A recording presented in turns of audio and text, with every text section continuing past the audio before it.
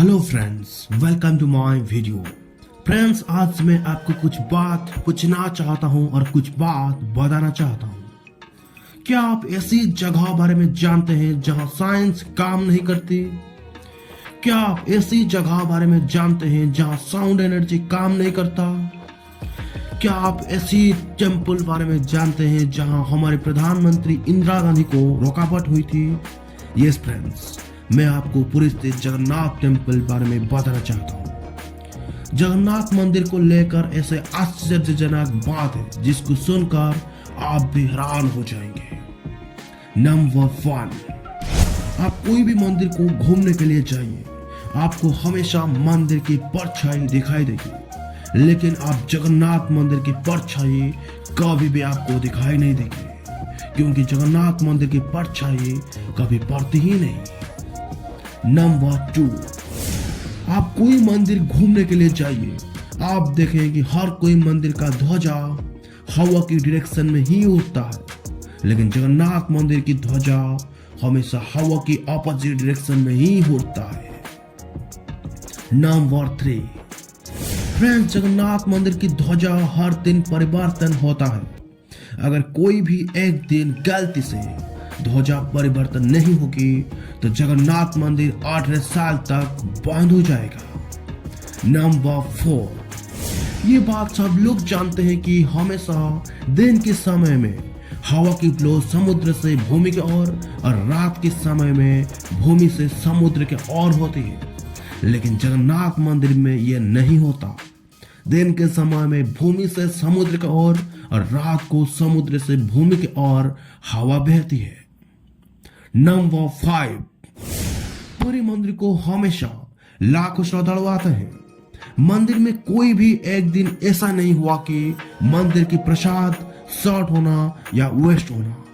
हमेशा प्रसाद सभी लोगों में बांटा जाता है, कभी भी प्रसाद कम नहीं पड़ती। नंबर 6, मंदिर में प्रसाद तैयार करने का कौशल बहुत ही अलग होता है। मिट्टी से बना हुआ बर्तन को एक के बाद एक रखा जाता है, उसके बाद लकड़ी की आग से प्रसाद तैयार होता है। आश्चर्यजनक बात यह है कि सबसे ऊपर रहने वाले बर्तन में पहले खाना पकता है और नीचे वाले बर्तन में प्रसाद आखिर में बनता है। नंबर 7, जगन्नाथ मंदिर के शीर्ष में ऊपर भगवान विष्णु का चक्र स्थित है। ऐसा कहा जाता है कि आप पूरी में कहीं भी खड़े हो, आप इस चक्र को देख पाएंगे। इस चक्र को ऐसा बनाया गया है कि आप किसी भी दिशा में आप इस चक्र को देखो, आपको ऐसा प्रतीत होगा कि आपके सामने ही इस चक्र है। इस चक्र को अष्ट धातु से बनाया गया है, जिसको बहुत ही पवित्र माना जाता है। नंबर 8, फ्रेंड्स, किसी भी मंदिर, मस्जिद और बड़े बड़े बिल्डिंग के ऊपर पक्षी का बैठना आम बात है, लेकिन जगन्नाथ मंदिर की शीर्ष के ऊपर आज भी कोई भी पक्षी उड़ते और बैठते दिखाई नहीं देता है। यही वजह है कि मंदिर के ऊपर हवाई जहाज का उड़ना मना किया गया है। नंबर 9, दोस्तों, जगन्नाथ मंदिर में 3 मूर्तियां विराजमान है, जगन्नाथ, बलभद्र, बहन सुभद्रा। दोस्तों, जगन्नाथ मंदिर की 3 मूर्तियां 12 साल में बदला जाता है। पुरानी मूर्तियां की जगह नए मूर्तियां स्थापित किया जाता है। दोस्तों, जिस वक्त मूर्तियां बदला जाता है उस समय सारा शहर की बिजली को काट दिया जाता है। मंदिर के आसपास पूरी तरह अंधेरा किया जाता है।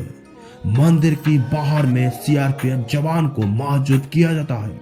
उस समय किसी भी एंट्री मंदिर को नहीं होती, सिर्फ पुजारियों को छोड़ के, क्योंकि ये माना जाता है कि अगर कोई भी इस मूर्तियों को बदलते हुए दिखता है तो उसकी उस समय मृत्यु हो जाता है।